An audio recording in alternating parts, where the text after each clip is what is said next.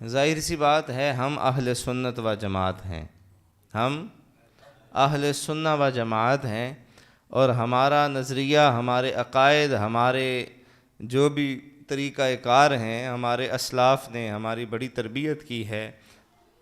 سب سے پہلے تو انہوں نے ہمیں لڑنا نہیں سکھایا، اس کے بعد انہوں نے ہمیں جھگڑنا نہیں سکھایا، انہوں نے ہمیں یہی بتایا ہے کہ بیٹا اہل سنت ہی اہل جنت ہیں اور اہل جنت ہی اہل ادب ہیں۔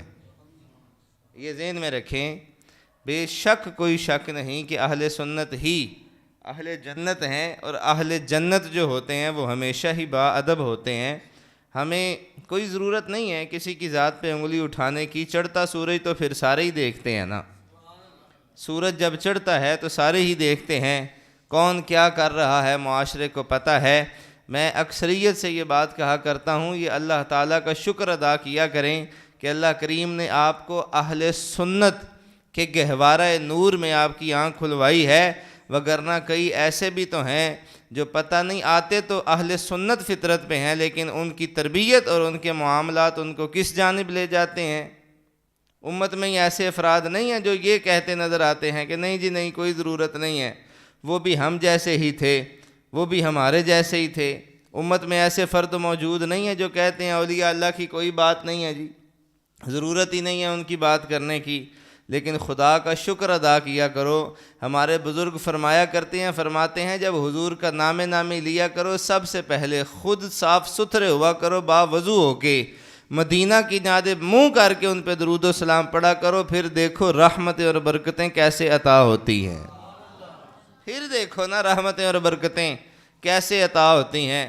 یہاں پہ آپ یوں کہہ سکتے ہیں کہ جس کو جناب والا گھر سے جس کی عزت کوئی نہیں ہوتی، وہ باہر آ کے اہل سنت کے عقائد پہ انگلیاں اٹھا رہا ہوتا ہے۔ میں نے کہا بیٹا نہیں، اب ماحول تبدیل ہو چکا ہے، اب سٹیج اہل سنت کا ہی ہوگا اور کوئی بے شرع بندہ نظر نہیں آئے گا۔ یہ ذہن میں رکھیں، ہم تربیت کر رہے ہیں جو اہل سنت کے سٹیج ہیں، خاص طور پہ خدا کی قسم یہ ہم نے اور آپ نے کرنا ہے۔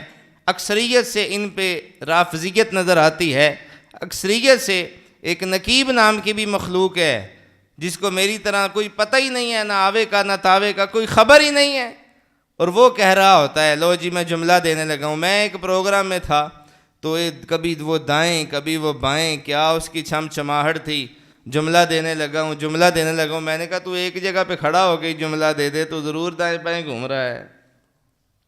اور یہ ایسے ہیں باقاعدہ طور پہ نام یاد کیے ہوئے ہوتے ہیں، فلاں جس صاحب کے پاس پیسے ہوں گے ان کے نام ان کو یاد ہوں گے، یہ شعر آپ کی نظر، یہ آپ کی نظر، یہ آپ کی نظر۔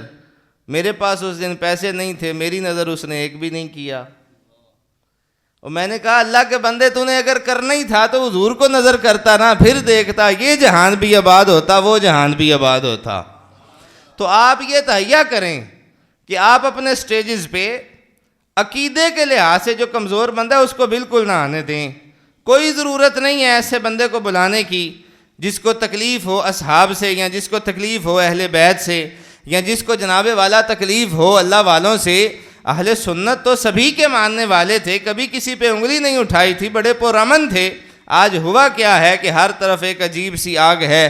وہ خوب کسی نے کہا تھا، فرمایا کہ ذہن میں رکھی جائے یہ بات، جو فتنہ پرور ہوتے ہیں وہ ایک ہی ہوتا ہے لیکن پوری مجلس میں آگ لگا دیا کرتا ہے۔